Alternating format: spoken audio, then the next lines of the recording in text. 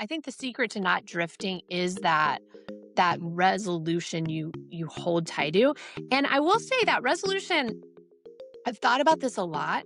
That takes work on your part. You can't just think that'll come. Like, you actually have to take a deep dive onto, like, what do I think about drinking decisions? What do I think about sex and dating? What do I think? What are the things that will defile me? And I think if you don't do that work on the front end, there is a danger of having no resolutions, no deep convictions. And even though you're like, I believe in the gospel, I believe I'm saved, if you don't have the deep thought about the other stuff, there is a danger that you could just be swept up in the current like we're talking about and not even realize it's happening.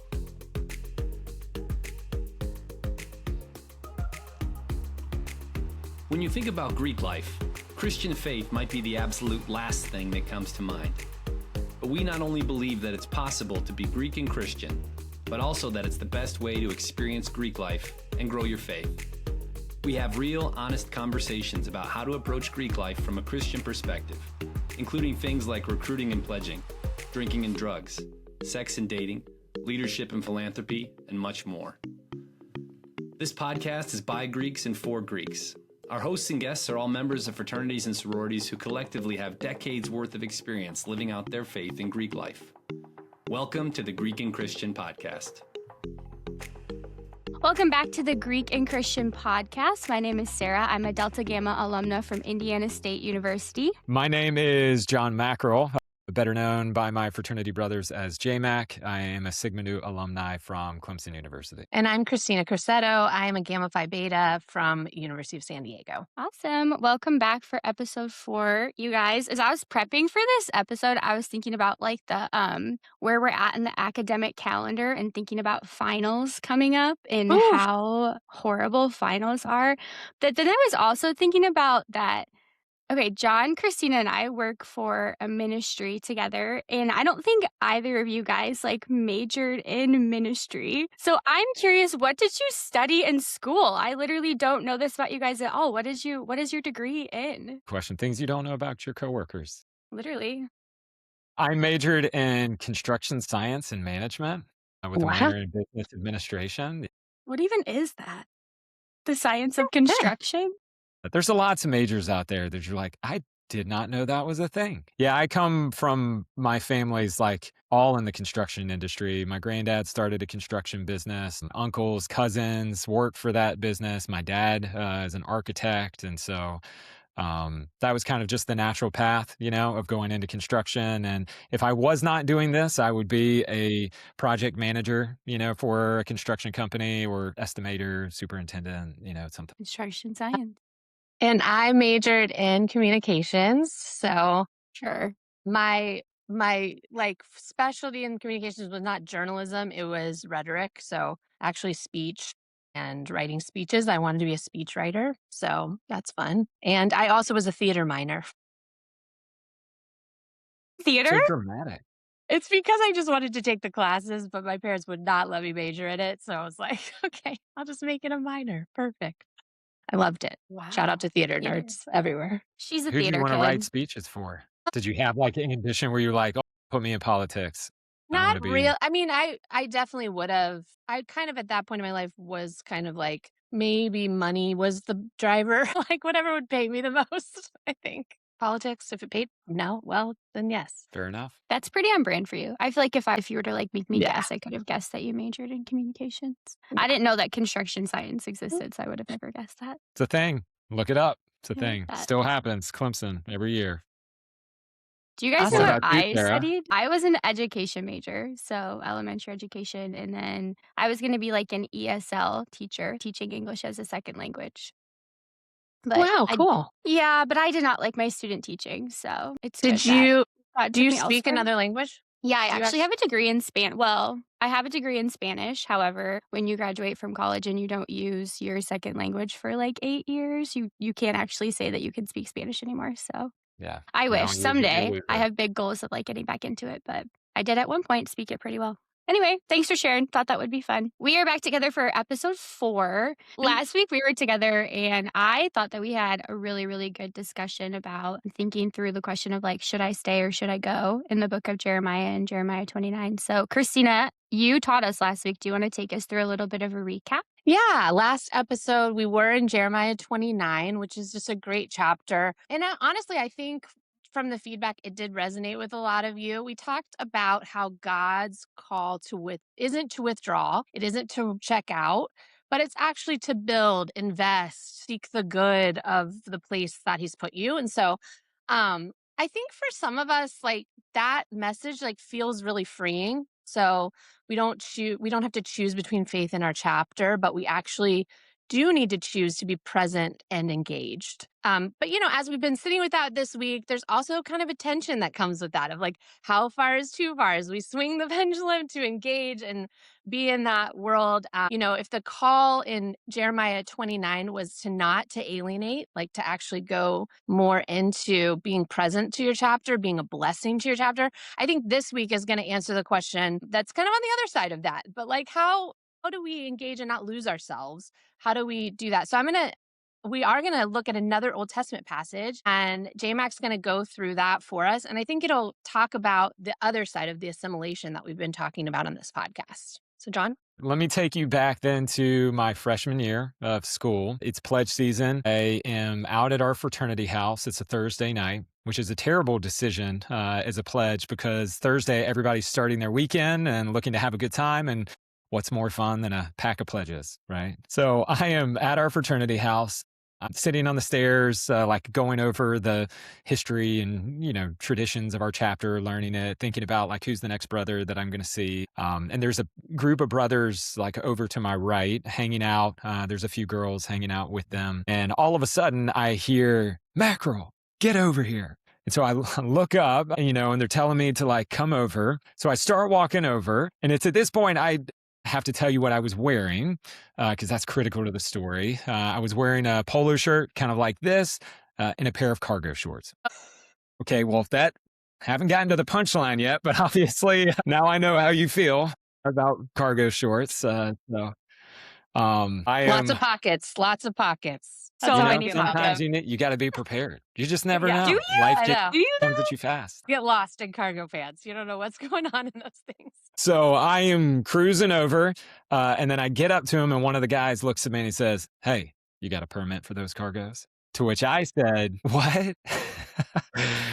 Because what are you supposed to say? And then they proceeded to check the capacity of my cargos by putting some empty beer cans and some Cheetos and, a little bit of, dirt, some soil in case I wanted to, do some planting along the way. And it's at that point, as they were filling my pockets, that I realized, oh, cargo shorts are not a cool thing to wear in my chapter. And even it was kind of sweet and also hurtful that the sorority girls standing over there, like initially one of the girls was like, "Oh, be kind to them, like y'all be sweet, But then when they were filling my pocket, she was kind of like, I'm looking over, it's just like, you're dead to me, Yeah.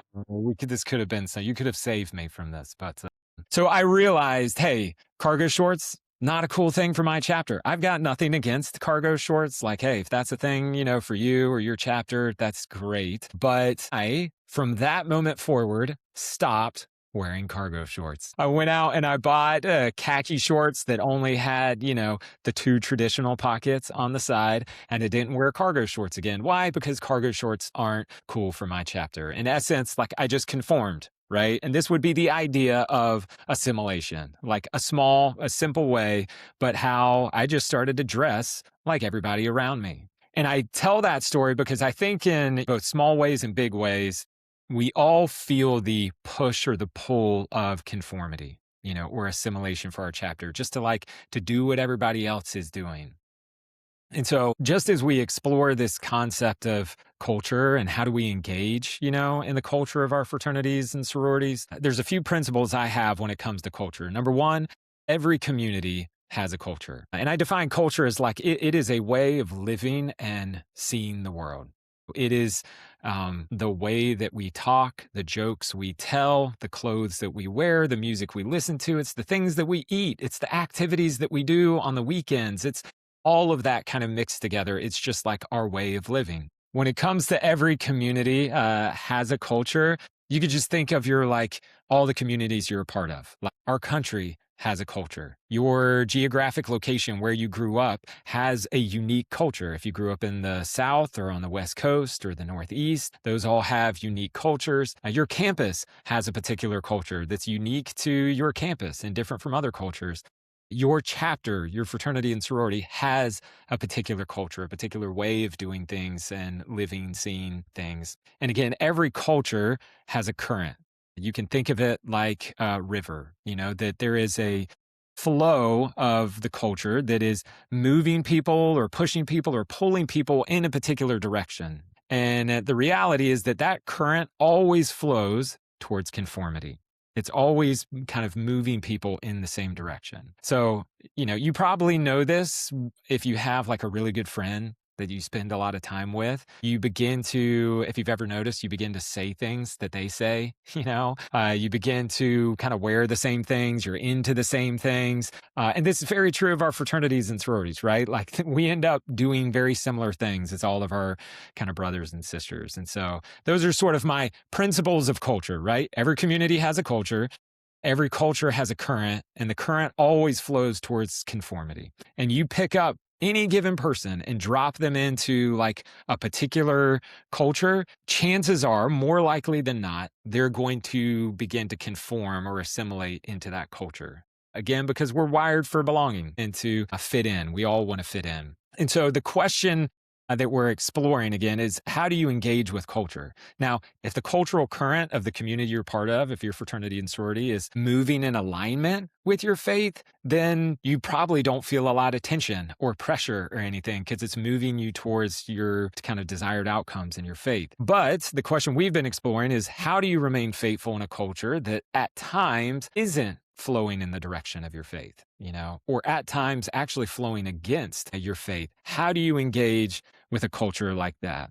In this particular episode, we've been talking more of like a principle level, I think, last couple of episodes. I think this episode, we're going to get a little more practical to say, how do you engage the culture? When do you engage, step in, kind of go with the flow of the cultural current? When do you disengage? When do you step out of the water? Is there ever a moment where you just have to kind of remove yourself from particular situations? And when might you engage but do so differently? When might you kind of swim upstream, if you will, against the cultural currents of your chapter? So to answer those questions, we're going to turn to, as Kristina mentioned, another Old Testament book, the book of Daniel, which takes place at a very similar time that the book of Jeremiah did. So some context, because we're dropping in to kind of the latter half of the Old Testament. Here's like the biblical story, the cliff notes. Again, it starts with God creating a good world. Then he creates people to spread his goodness. Unfortunately, rather than spreading God's goodness, they spread evil, violence, and things kind of go awry.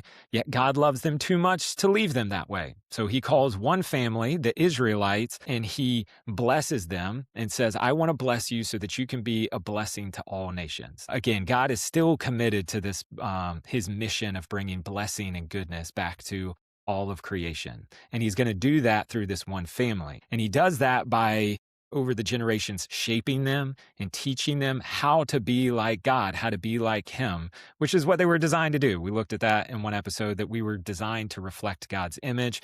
He's teaching them how to live differently than all the other nations around them. Here's the deal. The Israelites, if you read the Old Testament, they don't want to be different. They want to be like all the other nations around them. And God sticks in there for a long time with them, continuing to be faithful, even when they're faithless, even when they're like adopting the culture of the nations around them and their gods and their all sorts of things. But eventually God says, you know what? If you want to be like all the other nations, then you can be like all the other nations.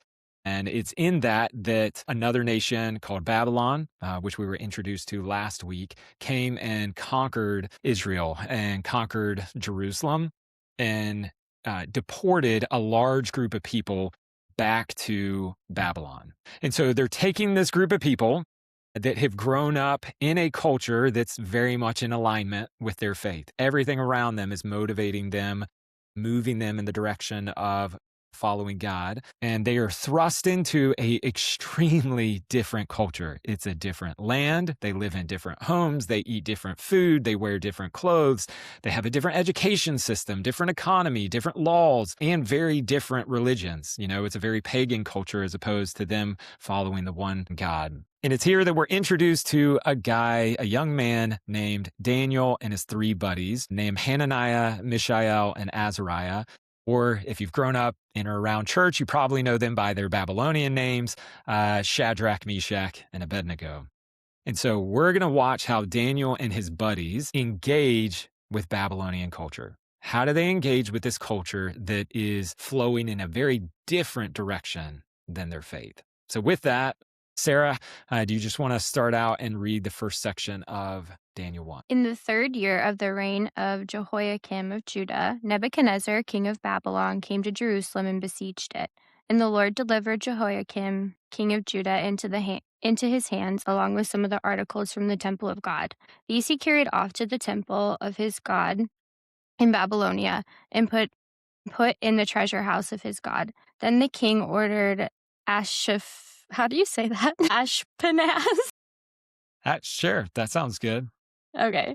Then the king ordered Ashpenaz, chief of his court officials, to bring into the king's service some of the Israelites from the royal family and the nobility. Young men without any physical defect, handsome, showing aptitude in every kind of learning, well-informed, quick to understand, and qualified to serve in the king's palace. He was to teach them the language and the literature of the Babylonians. The kings assigned to them a daily amount of food and wine from the king's table. They were to be trained 3 years, and after that they were to enter the king's service. Among those who were chosen were some from Judah: Daniel, Hananiah, Mishael, and Azariah.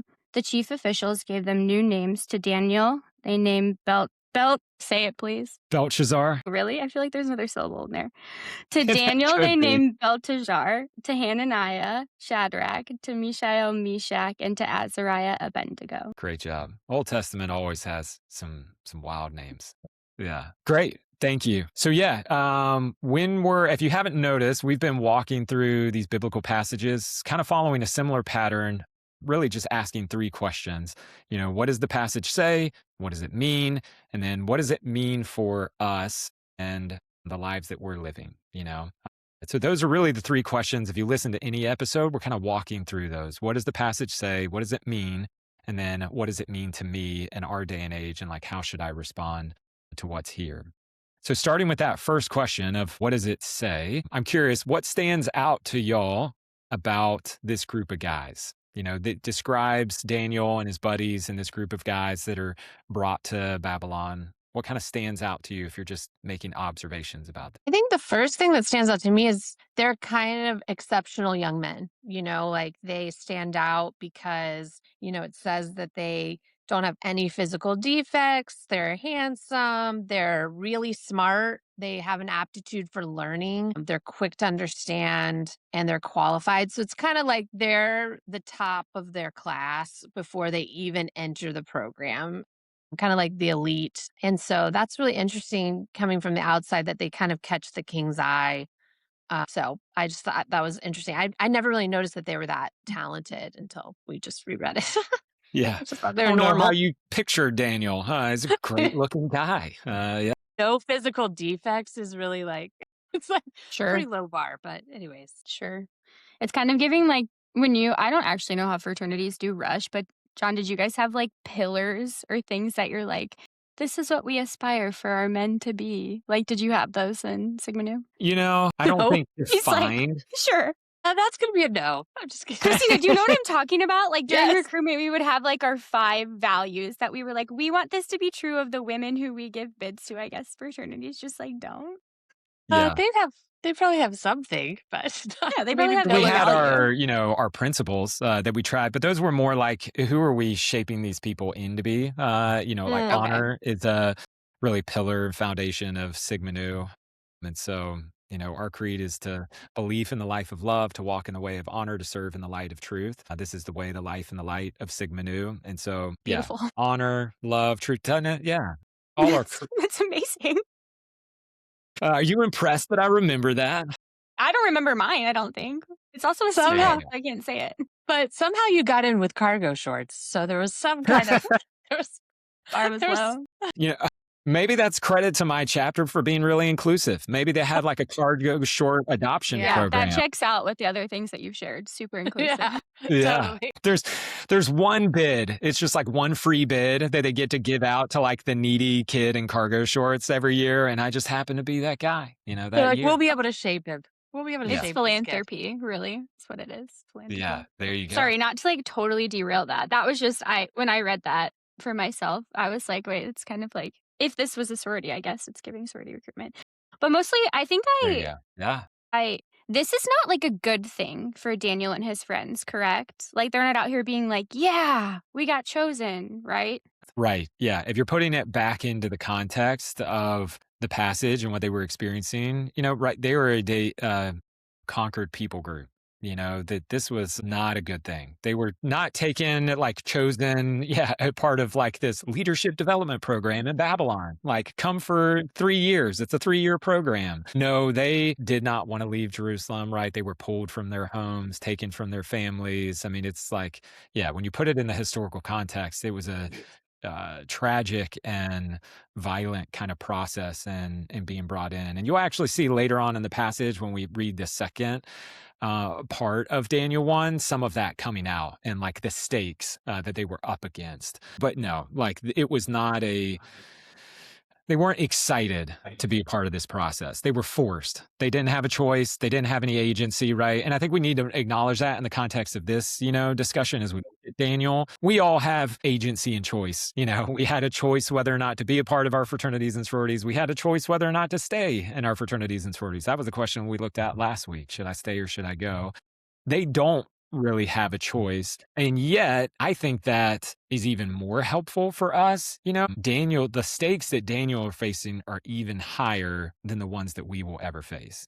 So looking at how he engaged the culture, like if he learned how to engage a culture that was antagonistic towards his faith, certainly there's something for us in lesser stake kind of situations, if you would. At the same time, John, I wonder, it's like, you've just been kind of held, you were the first wave of captivity. That's kind of what this is. And he's not able to kind of stay on the down low. They are kind of elevated to this place where they're under a microscope, which is really different than maybe other people who weren't chosen for like this process. And so they kind of get seen and called out because of the way they look and how smart they are and like educated. But I wonder if there's also a little bit of like, oh, I wish we could have just stayed, in the shadows. And now they're really under like a lot of scrutiny from people that they didn't want to be under that scrutiny. Absolutely. Yeah, the spotlight is on. And again, in the context, I mean, this was typical. I guess it's always been typical of imperialism, throughout human history, but especially in the ancient Near East, that when they went and conquered a different people group, they would, you could call it brain drain. They would drain that culture of their top leaders, the most intellectual, the best looking, all of those things to sort of subjugate that people group, and make it less likely that they could resist, or have an uprising if you take all their leaders. And it also, it enhances their culture, right? Their culture just keeps absorbing the best of the surrounding nations around them. And so that's what's happening when it says like they're teaching them the language and all the literature and they get assigned like a daily amount of food. Like that's what's happening is they're kind of like stripping them of their culture and like bringing them into the new culture. Yeah, which is great. You're hitting on the other question that I had, like as you're just looking at the passage and what does it say? What do y'all notice about the process?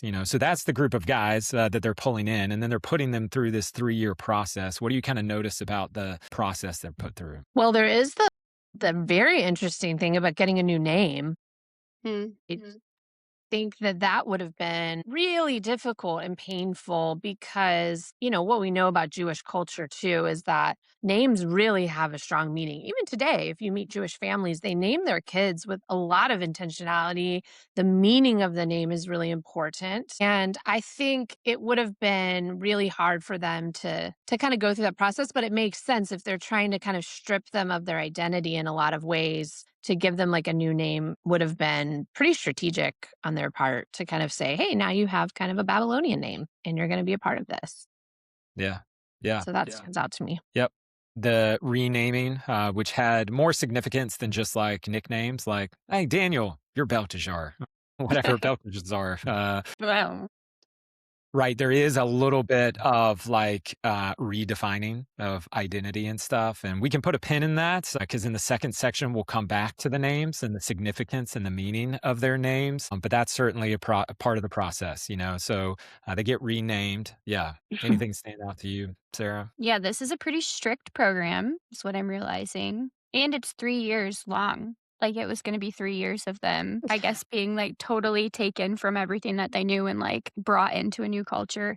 And there's, like, a food situation going on where there's, like, a food moment that's, like, assigned to them, which I have some questions around, like, that as we get into it, but there's, an assigned diet that seems, like, kinda interesting to me. There you go. Yeah. Yeah. They're putting them on a nutrition plan. They get a portion of the king's food and wine. They're going to, and you already named it. The third part of it is the education. They're going to learn the language and the literature, the Babylonians. So those are kind of the three aspects of this 3-year process that they put them through. It's the education, the nutrition, and the names. And essentially what's happening is the Babylonians are turning them into Babylonians. They're conforming them to become a Babylonian. They're going to talk like a Babylonian. They're going to think like a Babylonian.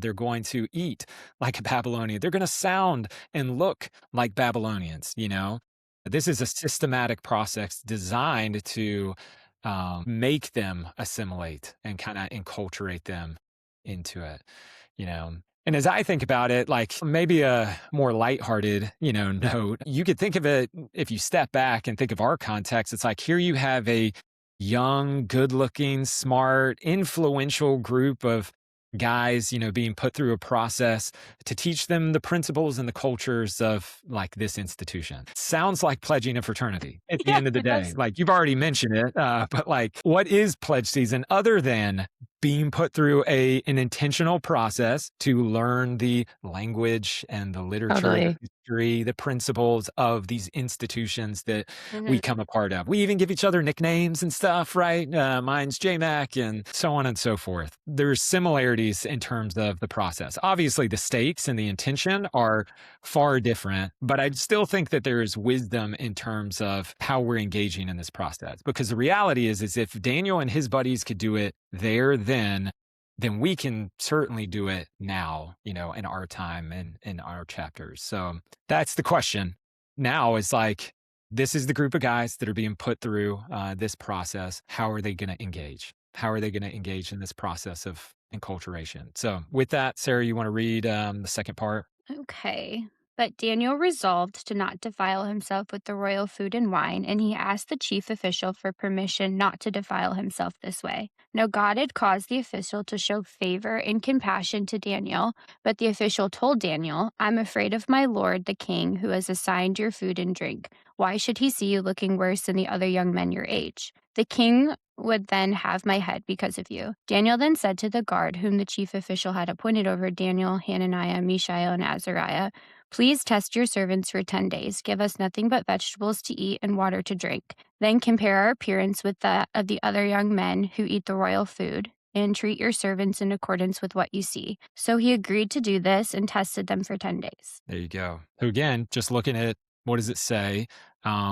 And here, not just what it says, because I think when we read scripture, we can tend to look at it as just like, it's black and white words on paper, and we kind of lose the feeling, And so I like to, whenever reading a passage of scripture, put myself in the shoes of the characters in the passage and like, what would it feel like to be them? What would it look like, sound like, smell like, taste like? What kind of feelings would come up? And so if we're kind of living vicariously through Daniel, what would it feel like as y'all think about being Daniel or one of his buddies in this situation? Think you would be a little bit on kind of a fast track to change at so many levels of like things are getting thrown at you, you're trying to figure out who you are. When you go into a new culture, the question is like, who am I really? Like, what do I really want to hold on to? And what do I, what are my non-negotiables? Maybe he never asked those questions. I don't know. But like now forced in a place of like there's all these things. His name is changing. Like he's got this new assignment. He has all of this food and wine at his disposal, and yet he's kind of got to go. What battle do I pick? I don't. There's a lot here to address, and yet he has zero power. So that also feels really hard when you feel like, what power do I have to change anything? But then I also am feeling this dissonance with like maybe some of these new things I don't love and I don't want to compromise about myself. So I think that would be really kind of a place of very emotional in a lot of ways. And I agree, you don't really see the emotions of Daniel, but I'm sure he was kind of like, what do I address? How do I address it? What do I want to hold on to? And that was probably a big process internally that we never really get to see, but that he was working out under the surface, you know? Yeah. Yeah.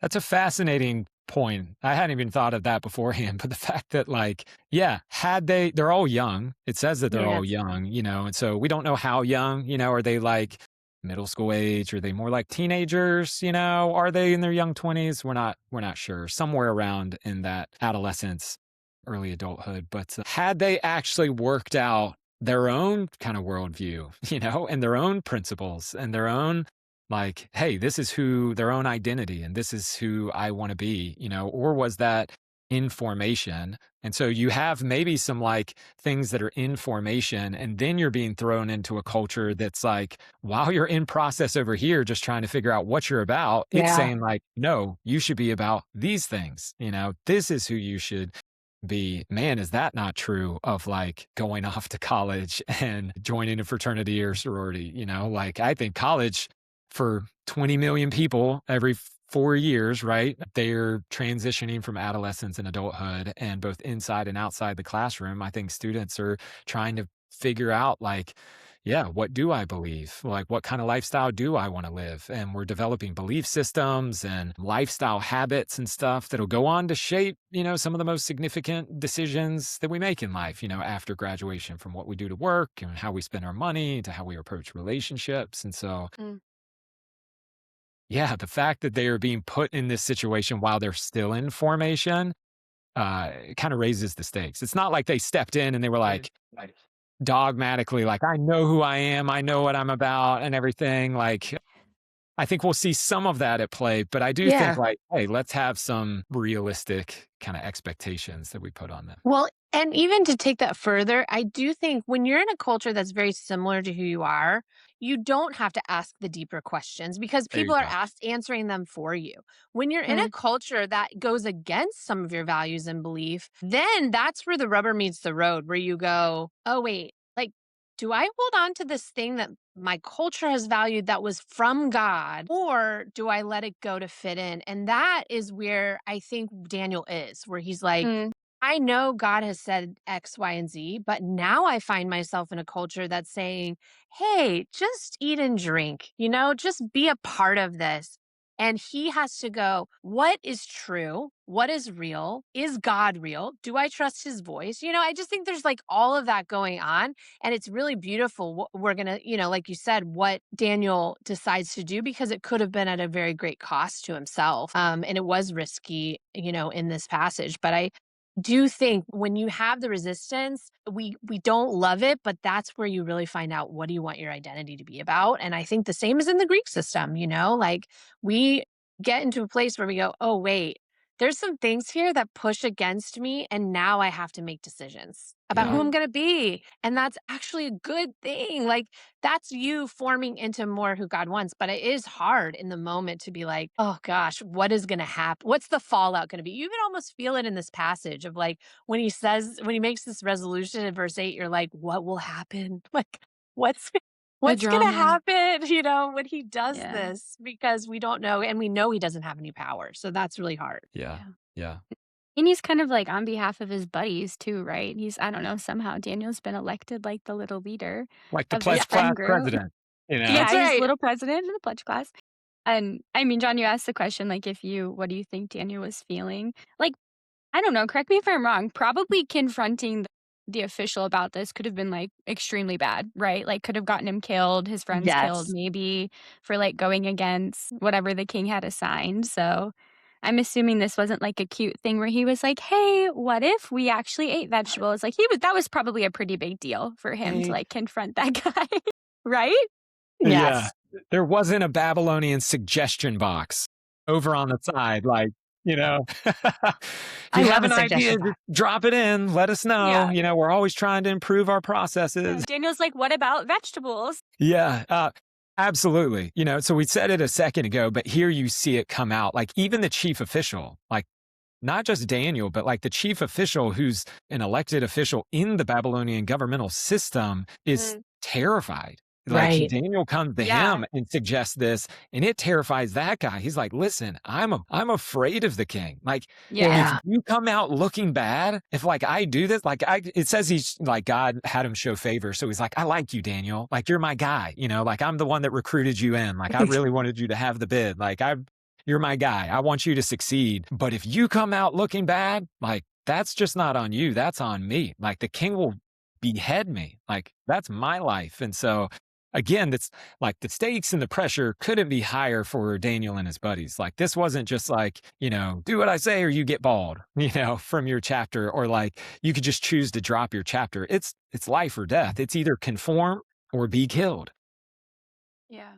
Which again, just presses the question of like, it's not, the question wasn't just like for Daniel and his buddies, like, how do I engage a culture that doesn't align with my faith? There wasn't neutrality there. It was like, how do I engage a culture and a process that's systematically designed to erase my faith and identity and replace it, with this? And so with that, with the stakes like really high, then we see how Daniel responds to it. And so I'm curious, if you look back at the passage and just how it describes Daniel's response, what do you notice about his response? Yeah, I mean, I think it does beg the question of like, what is the deal with the food? Because it does feel like it's not just like, hey, I'm a vegetarian and I need to like Vegan. I stick break to out. my, If I, I care about animals The or whole something. 30. Yeah, yeah. I mean, it feels like it says that he resolved because it would defile him, which is like a really big word, And so I think that verse is really important to talk about. And I think also it's just, as you read it, like, and maybe you could help us, John, like, what was the deal with the food? Why would it defile him? What was going on there that was so serious to him that he was like, I yeah, can't eat this? yeah, yeah. It's a great observation, right? Because again, the process had three aspects to it. It was the education, the language and literature. It was the diet, the nutrition, which is the food and the wine. And then it was the names. And Daniel really zeroes in on the food and drink. We'll come back to the fact that like he doesn't really resist the other two things. But yes, food and drink. So a little bit of context for Jewish culture that came out of the Old Testament. And if you read, through Leviticus and the Levitical laws, or Exodus, and the Book of the Covenant, there were three things that really set the Israelites apart from every other nation around them. To your point, Sarah, these would be like the three pillars. If you're a Jewish person, like here's the three pillars or the symbols that set you apart from every other nation. One was the Sabbath. You work for 6 days, you rest on the seventh. That is not how the rest of the world operated. It's just like you live to work, and serve those above you. But God said, no, that's not how we work. You're going to work 6 days. And then on the seventh, you're going to remember that it's not by the work of your hands that you have everything, but by me. And I take care of you. And you learn how to be a human being versus a human doing. So Sabbath, number one. Two was circumcision. So every man had to be circumcised, by the 8th day that they were born. And obviously in a culture where if you're bathing and stuff, that immediately sets you apart from all the other guys around you. And there was more significance to that. I'm not going to go down that rabbit hole, sidestep that one, but circumcision was the second one. Third one was kosher food laws. which a lot of Jewish people still practice today, right? There were certain things that they ate, and there were certain things that they did not eat. And there was symbolism in that in terms of not just being like morally good or clean, but ritually. It was symbolic that there are certain things that we partake of that are good, and then there's other things that we don't. And there's a deep rabbit trail that we could go down there, but it was passionately adhered to. For us, it's like, is it a big deal? Like, it wasn't just like, I'm gluten intolerant or something like that. Like, eating food that was non-kosher would have been like an act of denying your faith. It would have been offensive to your family and the culture around you and everything. And so Jewish people prided themselves on that they didn't partake in particular types of food. So here you have Daniel, and he's got this process set before him. And one of the things that the process hits on is one of those 3 pillars of, hey, you're going to eat the food that the king eats. Well, it turns out that the food that the king eats is not kosher. And doing this would be like denying your faith, just like straight up. And so that's the one that Daniel zeroes in on. So with that in mind, again, I'm kind of curious, like, what stands out to you about how he responds to the food and wine? It says at the beginning of verse 8 that Daniel resolved, which I don't love a definition for that in this context of like, what does it mean that he resolved? And then it's interesting, like the order of events. It says Daniel resolved. He went and asked this like chief official permission. And then in between the verse where it says he asked, and then when the chief responds, it says that like God caused the official to have like favor and compassion on him, which I think is interesting, like the order of events in which that happens too. But mostly I'm like, Yeah. what does resolved mean? Yeah. Yeah, I was saying, when I was praying, I knew we were going to look at this story, and I was praying before, and I just kept getting snagged on verse 8. I just kept thinking, like, this feels like such an important verse. And, as we know, the Bible wasn't written in English, it was translated into English, and the Old Testament is in Hebrew. I'm not fluent in Hebrew, but I have a lot of books I can look up things and figure out what word. So I was also interested in that word, resolved. And the Hebrew, I'm not going to say this right, is like sumalev, which means to set upon the heart. And when I looked up some commentary about it, it's not just a mental decision, it's like a deep internal placement of your heart on something. So it's something fixed. And I think the idea behind it, which is really relevant to what we're talking about, is like it's a preset decision. It's like a preloaded conviction. So it's not like in the moment where he's like, you know what? I think I'm just going to say no. Like he's like already decided beforehand that he doesn't want to be defiled by unkosher food. And even more importantly, some of this food could have even been like sacrificed to idols before. We don't know, but there's like a sense of like real, like this would actually taking this food into my body it would compromise something in my identity. So I just thought that was really interesting to think about a preset conviction that you've already decided that when these opportunities come, you're going to have to say no, or you're going to have to say, I'm just not going to compromise. The other thing, the defile word, it does mean make unclean in the Hebrew, but it also means kind of like a pollution. So one thing that I was thinking of, it's sometimes we think maybe Daniel's just not a rule breaker. Like he just doesn't want to break the rules. He doesn't want to like do the wrong thing. But the wording in this in Hebrew is more like he doesn't want his identity contaminated, which is like a very different way to think about something. Like I don't want to compromise who I am. I was thinking about this when my kids mess up. I had to learn as a parent, instead of just being like, that was terrible, like you just disobeyed or whatever it was. Like a lot of times, and someone helped me in this as a parent, a lot of times I have to go, hey, this isn't who you are. This isn't like this isn't who you are. This isn't who you're, and speaking to their identity rather than the action. So I don't know. I just think that there's something about that verse that really captivated me in this discussion, because it's really important that it wasn't just like, I'm trying to just in the moment decide not to make a bad decision, but he's like pre-deciding what his convictions are. And in the moment, he actually is like, I don't actually want to pollute who I am, which is really beautiful and really relevant as we think about the Greek system. Yeah, But it's absolutely. interesting because he pre-decided that on the food, but the other things he was kind of like, Yeah. maybe that's not as big of a deal. Yeah. Yeah. Yeah. I mean, y'all are hitting great things, both both the resolution, I think there's a lot there because the passage really builds up the tension of like, here's this process, here's what we're going to put you through. And it's like, okay, how are they going to engage? Verse 8, but Daniel resolved, Mhm. that stands out. And then to your point, Sarah, yeah, he doesn't necessarily have like a black and white of like, I'm out. I'm going to just Right. abstain, do whatever you want to me. I don't care, like against all of it. And he doesn't do the opposite of just like, well, I'm just going to go with the flow, which he would have had every right to. I mean, like when your life is on the line, no one is going to look at you and say, like, oh, you shouldn't have done that, man. You should have like gone against against the grain. People would encourage you, like, look out for you. Self-preservation would kick in. It's just like, just do what they're telling you to do. It's not worth dying for, right? So to the resolution point, absolutely. I mean, Kristina, you hit on it. In the original Hebrew, the word lev or heart is there, and it is this idea of setting his heart, which in the biblical imagination, the heart was kind of like how we think of the mind in our modern culture. If you think your mind dictate is where your like emotions come from. It's where your decisions and your thinking comes from. It's like,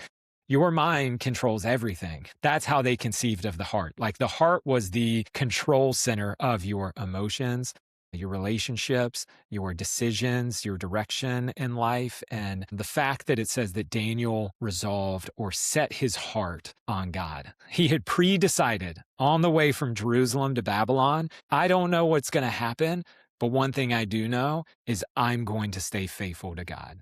Like he has all of me. And he was just determined and resolved, predetermined of like, I'm gonna follow God in everything. And then he gets there and then he's presented with this process, and to your point, Sarah, there's certain things that he doesn't resist, right? When it comes to the education and the names and everything, he actually goes with the flow. He's like, fine, like you could call me that if you want to, and learning the language and the literature, like we'll see here in this last part of the passage, like he actually not only does it, he does it better than anyone around him. Like he becomes like a master of Babylonian culture and the language. And so, going back to our question, like when to engage culture, when do you disengage? When do you maybe engage differently? He could have disengaged. He could have just said like, I'm out, do whatever you want with me. And later on in Daniel 3 and 5, you could look at passages where he does actually just straight up resist, and the whole Daniel and the lion's den, that's where it comes. But there's certain things, he doesn't do that here. He doesn't completely disengage from the process. He doesn't alienate, as we've been talking about. There's certain things that he does just like engage and go with the flow. Again, when it comes to the education process, he rolls with that, with the nicknames and everything. He rolls with that. It's like, hey, I'll learn this, but that doesn't change what I believe. You can call me that, but that doesn't change who I am. And yet Daniel, even though he rolls with the names, he maintains his identity and his conviction and his resolution and who he is. And then the third option, there's he doesn't completely disengage. There are things that he does engage and just kind of go with the flow. The third one is like he engages, but he does it differently. And this is where Daniel is like swimming upstream, that he's like, yeah, I need to eat. I'm going to eat food, but I'm going to eat different food. And so he comes up with this creative plan. This is like creative cultural engagement where he says, I'm going to engage the culture, but I'm going to do it differently. And he comes up with the idea and he presents it to, the chief official and the guard. And he's like, give me 10 days, vegetables and water, and just like, let the results speak for themselves. Like, I'm not even going to argue like the theology or like give a defense of my culture.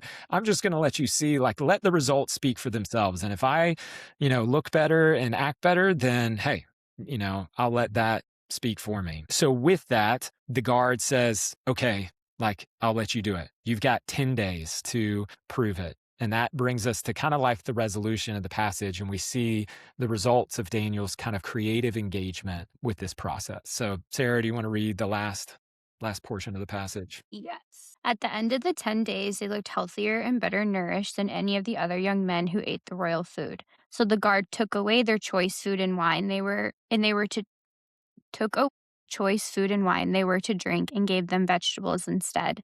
To these 4 young men, God gave knowledge and understanding of all kinds of literature and learning.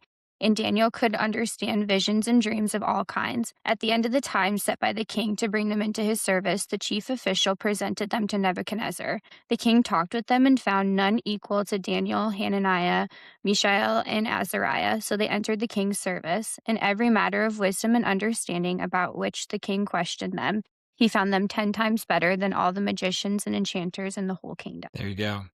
So again, same question. What kind of stands out to you about the impact and the results of Daniel's action and his kind of creative engagement with this culture?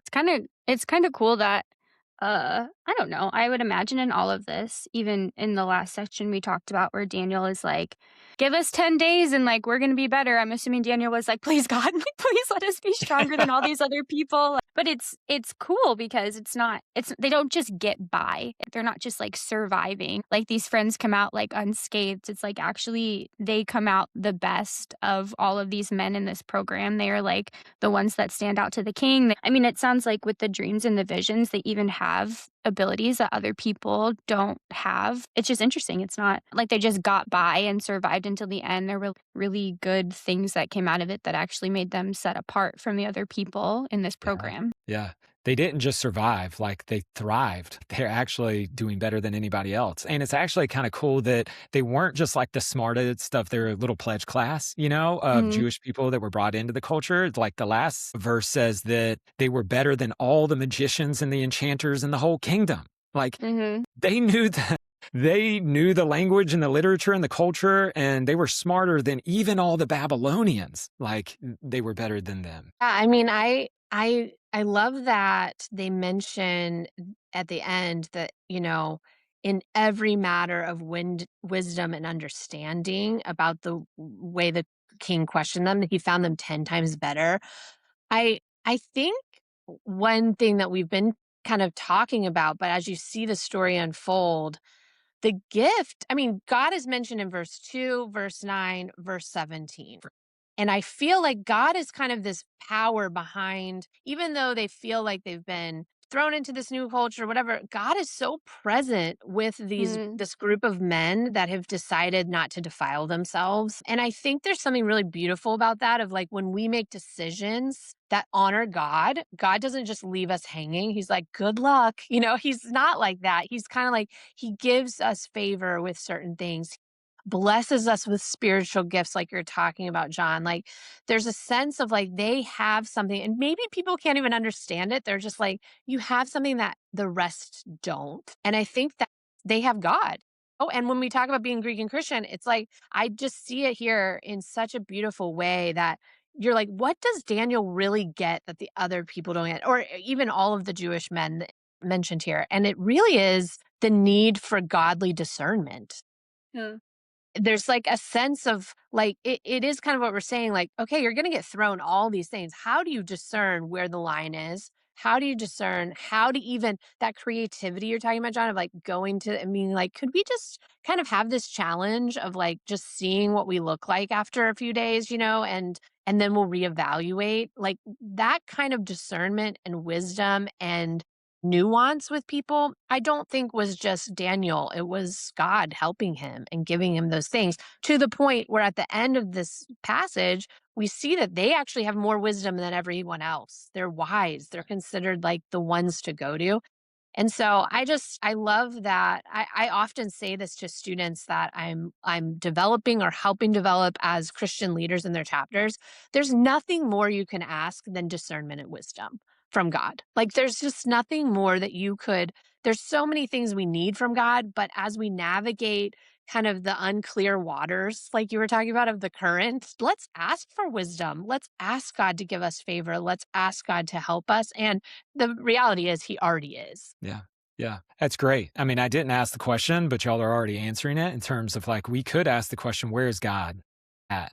in this process. And you've already named it. Verse 9, it says that God gave Daniel favor, and so it caused the chief official to show him compassion and favor. It says in verse 17 that he gave them learning, skill, wisdom, understanding, like it was God that was giving them the ability to rise above the rest, which it would have been very easy, I think, if you're Daniel and his buddies, to think as you're leaving Jerusalem, it probably feels like you're leaving God behind. Like, God's not in Babylon. Like, God's back in Jerusalem, right? And they're also asking the question, like, is God even still with us? We were just conquered. Like, where is God at in the midst of all of this?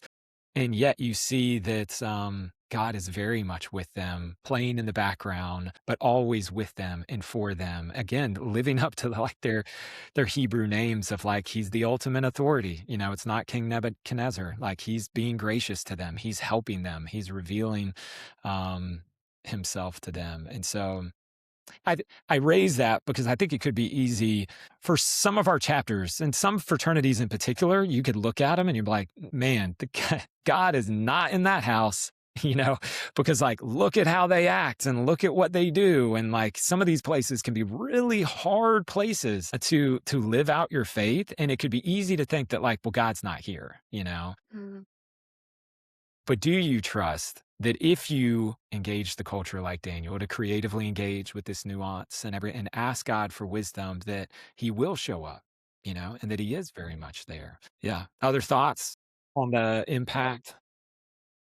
One other thought I had is I don't think as a Christian, I mean, again, I wasn't really following Jesus when I started going in my story, but I've developed enough people that have been Christian and have joined the Greek system over the years. I don't think people really think I'm going to lose my faith. Like, that's not a fear of theirs. But what I think is the kind of underlying danger is like a drifting away. And it's a slow drift, right? And you get to the end of your college and you realize like that some people end going, I'm dealt with this blow of like I was more intimate with God going into college than when I'm leaving college. And that's not what we want, right? We want this idea that like even as you're navigating, and not just Greek world, but like college culture, that you actually can get stronger and stronger in your faith and wisdom and be 10 times better than everyone else at the end. Like that's the vision we want for people, is that you actually are so needing of God that throughout you get stronger and stronger and stronger. And so like I'm just inspired by these guys that could have drifted slowly, could have just made compromises, could have even maybe justified it of like, it's too dangerous. We got to just fit in here and like put our heads down and like eventually we'll get out. But they have this resolved. I think the secret to not drifting is that resolution you hold tight to. And I will say that resolution, I've thought about this a lot. That takes work on your part. You can't just think that'll come. Like, you actually have to take a deep dive onto, like, what do I think about drinking decisions? What do I think about sex and dating? What do I think? What are the things that will defile me? And I think if you don't do that work on the front end, there is a danger of having no resolutions, no deep convictions. And even though you're like, I believe in the gospel, I believe I'm saved, if you don't have the deep thought about the other stuff, there is a danger that you could just be swept up in the current, like we're talking about, and not even realize it's happening, Yeah. Yeah. Which is very easy to do, I think, to get swept away. Again, the cultural currents are always flowing towards conformity, and it's easy to get swept away. There's kind of two reasons, as I've talked to students over the year and thought about my own personal experience, that we get swept away. Number one is I think we tend to overestimate the strength of like our faith sometimes. And two, we tend to underestimate the strength of the cultural currents Yes. that you're put in.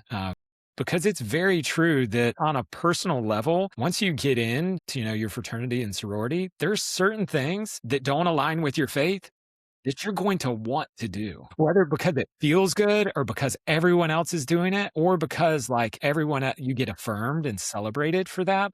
that's how you become the like top tier guys in your chapters if you do these things, you know? So there's certain things that like from within, you're going to have temptation from within. From outside of you, of course, you got peer pressure, you know, and it's not just because everybody else is doing it. It's because everybody else it looks like they're getting ahead. Like they're getting everything that maybe you want. They're succeeding. Everyone talks about them. They're the coolest people, the prettiest people. They're the ones that the stories are all about. And I think they're on like so that's like personal communal. I think there's also elements of like structurally, you know, some of these our chapters have traditions or pledge season or processes, like systematic processes that hopefully are like honoring to people, but sometimes aren't, right? We just have to acknowledge that some of these processes are broken, just like broken people. And there's hazing and there's different aspects of it that aren't in alignment with our faith and can be detrimental. And so, I think that's why it's easy to get swept away, you know, either because we overestimate our faith or we underestimate the strength of the cultural currents. I got swept away, like even in high school, you know, by the time I got to college, I was already like, I want all of this. Like, I want to work hard, play harder,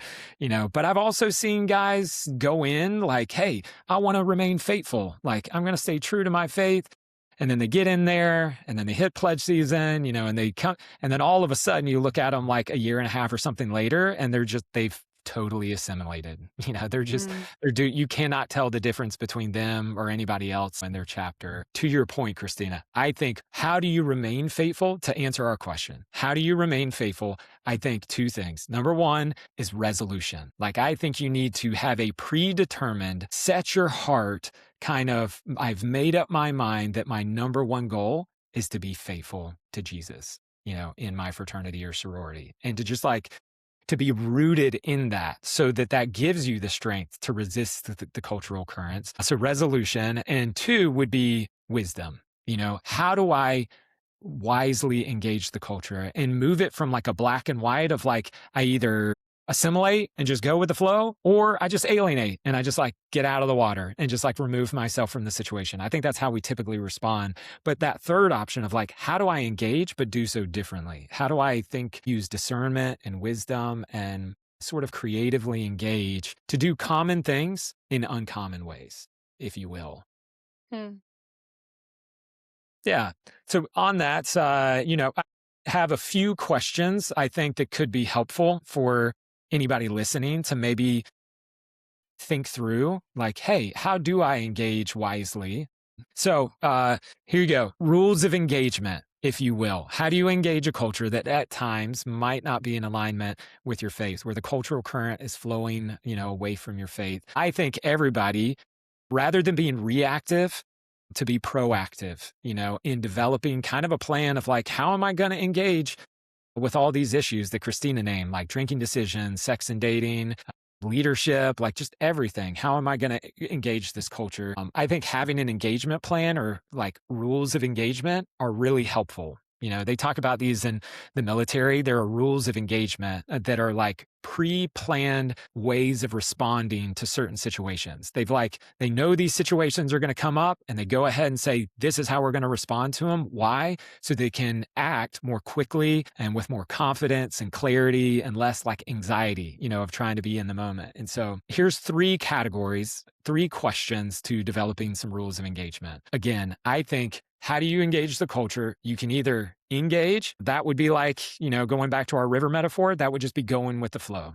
You can disengage, that would be like getting out of the water. It's just like, don't do it, remove yourself from the situation. Or engage, but do so differently. You know, you're engaging with the process, but you're doing so creatively. And so for engaging, I think asking yourself the question, what aspects of my chapter align with my faith? You know, and how can I actually promote and celebrate those aspects of my chapter? Because there are certainly many aspects of our fraternities and sororities that are like in alignment with our faith. They're doing great things, and we shouldn't remove ourselves from those. Like, we should actually be the biggest champions and the promoters of those things. Things like brotherhood and sisterhood, like you should be doing that. But even on a deeper level, you know, how do you move it beyond just surface level conversations and like, hey, we like each other, to like, no, we actually know one another. both the good parts and the bad parts, the parts that we want people to know us for and the hidden parts that we don't. How do you bring depth to brotherhood and sisterhood? Things like leadership and character development, philanthropy, these are things that those are very much in alignment with our faith. We should be not just neutral about them. I think we should be the biggest promoters of them. We should be all about them. Two would be the disengage, asking yourself the question, what aspects of my chapter do not align with my faith or would require me to compromise my faith?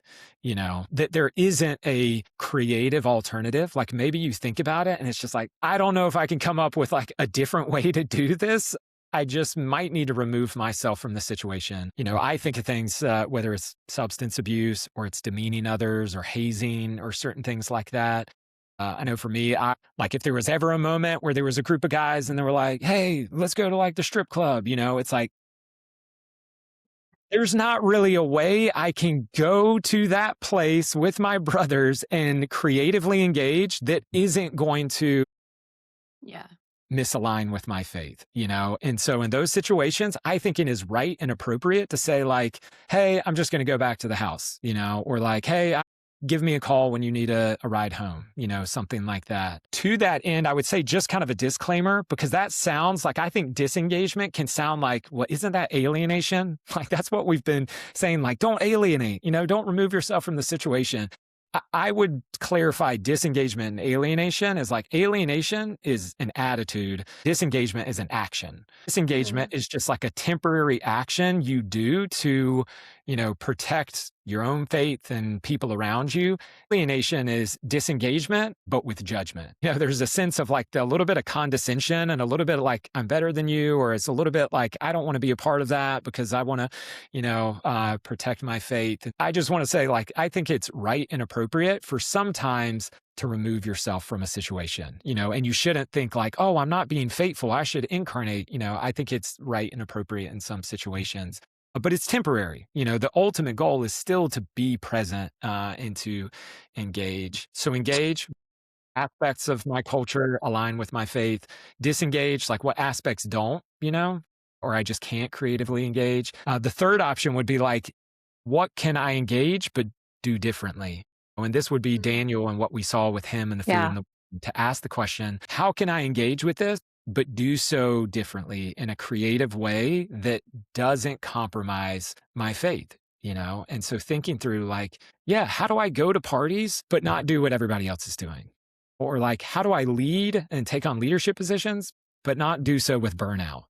How do I see pledges, but not do so with hazing or demeaning actions towards them? And devoting some time and energy to thinking creatively of how do I engage the culture to do common things that everybody else is doing, but to do them in a different way that doesn't compromise my faith, but actually honors it and the people around me. But thoughts on those questions and or other examples that you've seen of this working out? I do get this question a lot of how do I draw my lines in the sand for things? What are the kind of that second category you talked about is where the discernment happens, where you're I'm not sure. Is this okay to do? Is this okay to do?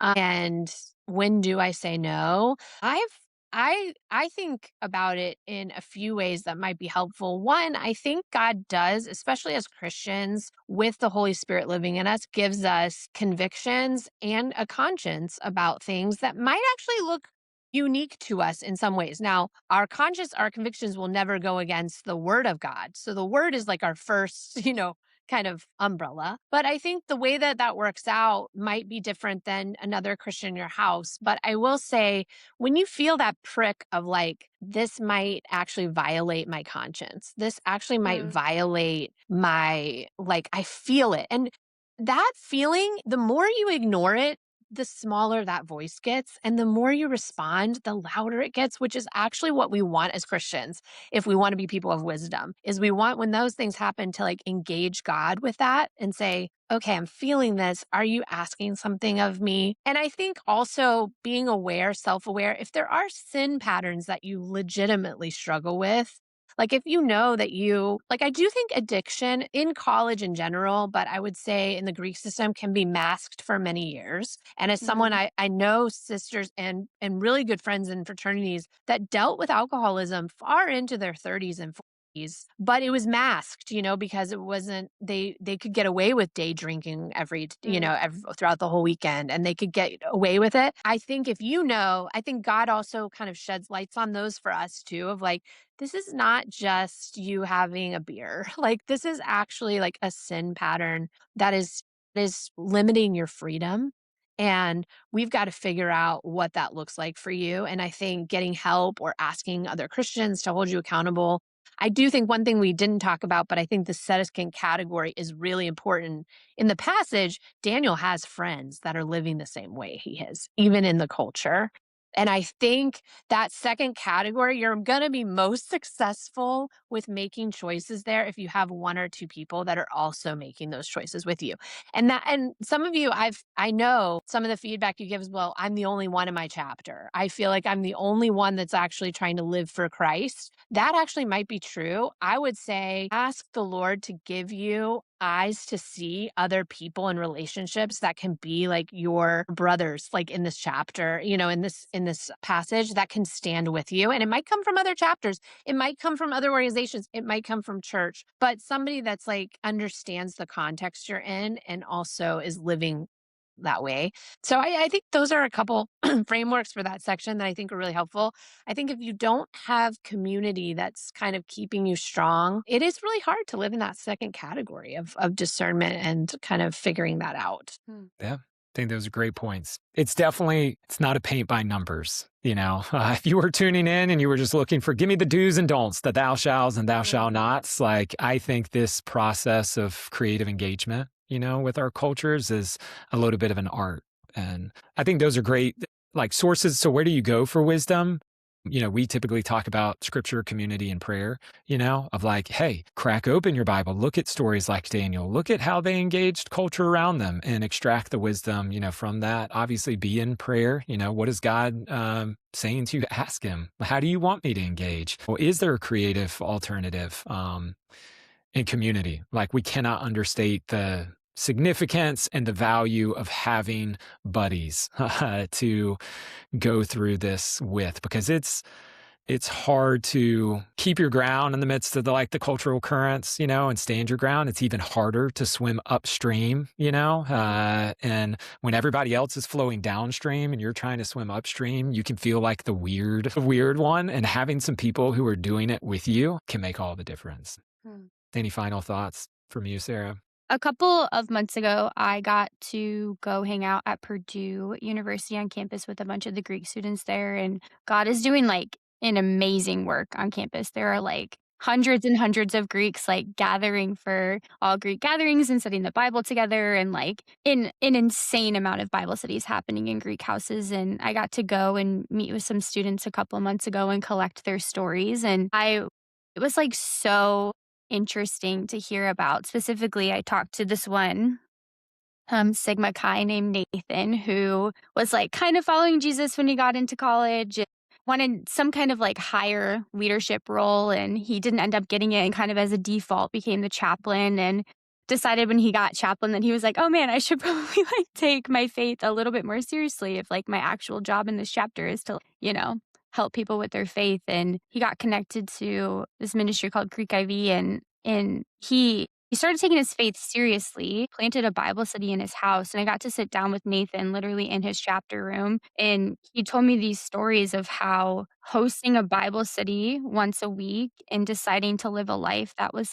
reflecting Jesus in his chapter has changed the culture of the house, and how there are people coming to Bible study who he had never had spiritual conversations with. And there are 20 guys meeting. I got to watch it happen. These 20 guys sit on these old red leather couches in their chapter room and pull out scripture and study it together. And when you have 20 guys meeting weekly to look at the Bible study, that starts to change what your chapter looks like. And even a cute little moment. And as I was walking into the house, he was probably a freshman or a sophomore. He came running up to me and he was like, hey, are you here to talk to Nathan, the Bible study leader? And I was like, yeah. And this younger member of the fraternity was like, He does a really good job. The kid was like, I'm not going to Bible study tonight, but Nathan's doing a really, really good job in this house. And what he's doing here is like, he's really good. Like he's a good one.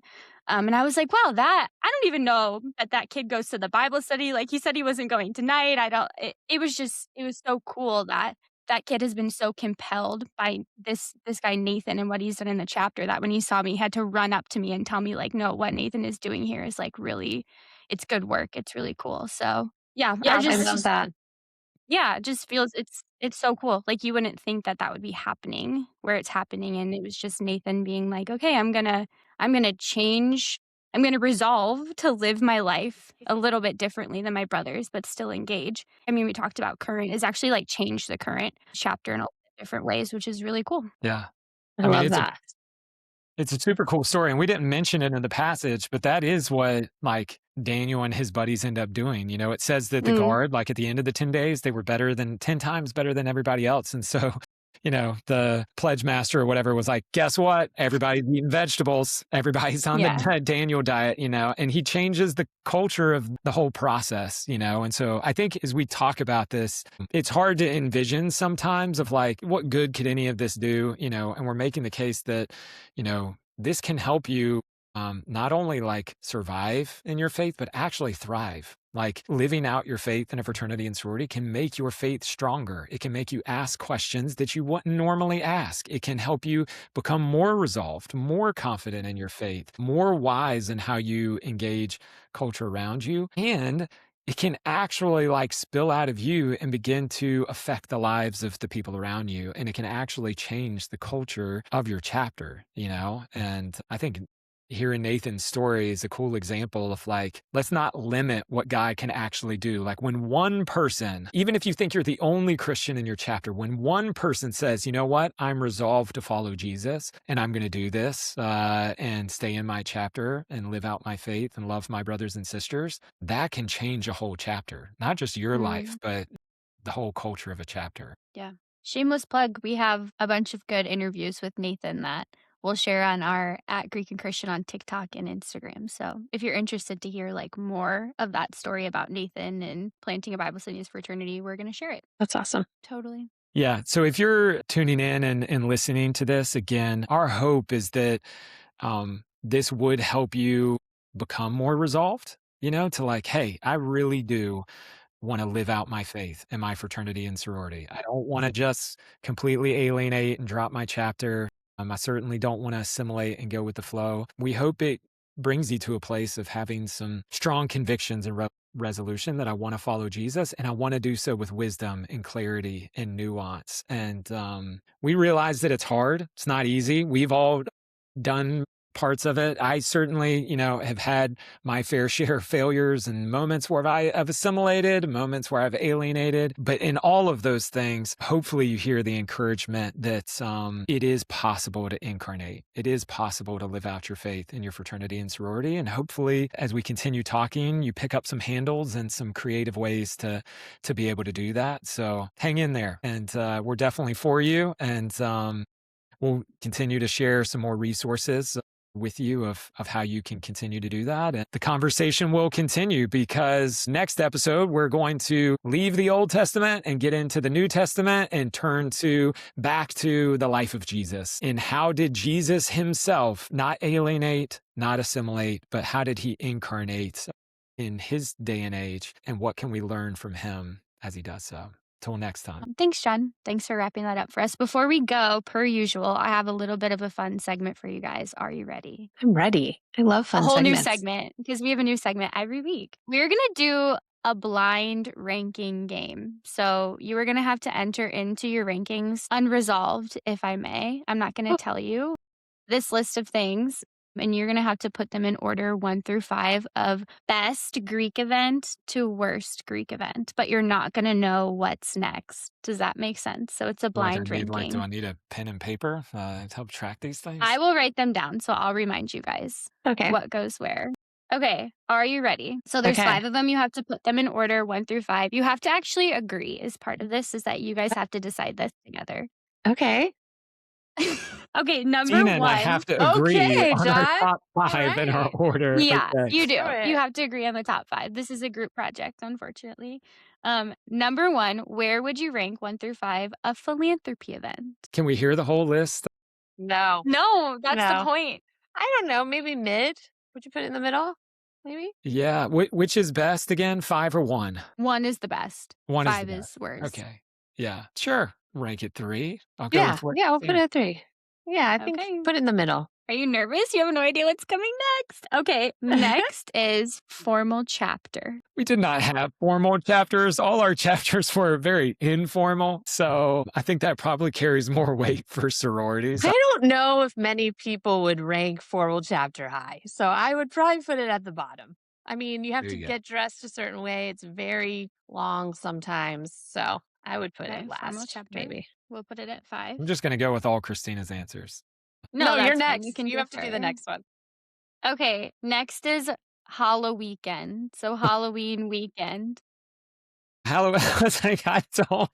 You're like never heard of her. Was I a part of a fraternity? These all sound very different from my experience. No, Halloween weekend. Like that's a Halloween pretty big moment in weekend. Greek life. Yeah. Man, that depends on what year I was in school and stuff like that. We've already got 3 down. We've already got 5. So we're either 1, 2, or Halloween weekend is pretty fun. I don't know, Kristina, do you have thoughts? Was that a great experience? No, for I you? mean, I'm guessing. I'm trying to think what's up and coming, like what we're going to be hit with. Yeah. You have no idea? I think formal will be coming up, so that's kind of higher than that. Yeah. And probably recruitment. So I don't know. Like, Yeah. If recruitment is coming, I know you would probably, well, we're you going to know just me in disagree. recruitment. Kristina loves Definitely gonna agree on recruitment. that one. I love it. Let's put it at number 2.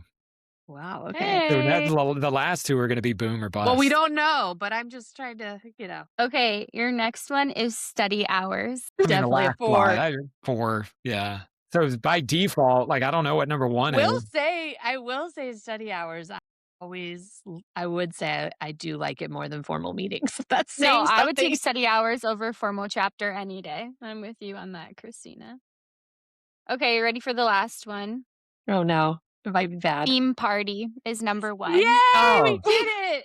That is the best. I love a good. Okay, do you want to hear your list? Yeah. Your Reflect blind that. ranking of these 5 classic Greek life events are number 1, our favorite theme party. Number 2, Halloween weekend. Number 3, philanthropy events. Number 4, study hours. Number 5, formal chapter. I feel like you guys did pretty good. I mean, I think that's pretty solid. I don't know if I would change much.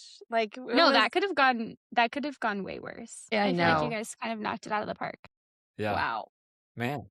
Yeah, that's fun. I think, one thing I think would be interesting, I'd love to hear like some fun theme party, like things that are out there in the country right now. Like, what are people doing that's like really fun that you're like, hey, Yeah. this is actually, it's not and it's clean-ish, it's not like it's not one you're going to get in trouble for. It's one that you're Sure. like, this was creative. This was awesome. I love hearing new theme party ideas. I wonder if people could like let us know some of those. We'll do somehow. a poll on Instagram. Yeah, that'd be great. Yeah. See if there's Yeah. anything new out there. Yeah, that'd be I fun. feel like they could be pretty creative with them these days. So Totally. you have to be, because like most of the classic ones are just like not appropriate anymore. Oh my gosh, so. when I was in college, all the fraternities, every party was like things that start with M. I mean, it was just like they would pick a What? letter in the alphabet and you could come as anything you want, which made it nice because you could just pick something out of your closet. But it was That's- always that they just had Do no better. creativity. Work harder. Honestly, I know. that's good. We'll do a poll. We'll circle back. I'll let you guys know what people say. Okay, great. Awesome. Fun. All right, guys, that's a wrap for this episode of the Greek and Christian podcast. We will be back together next week for more. Bye.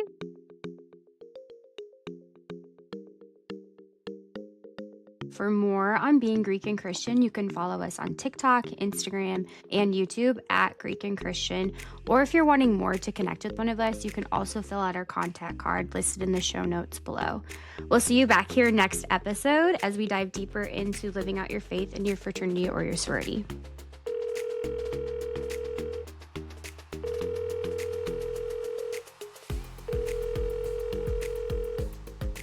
Hello, please leave a message after the tone. My name is Maddie Cooney. I am a Tri Sigma at Southeastern, and my favorite thing about being Greek and Christian is getting to spend time with my sisters and growing closer to God.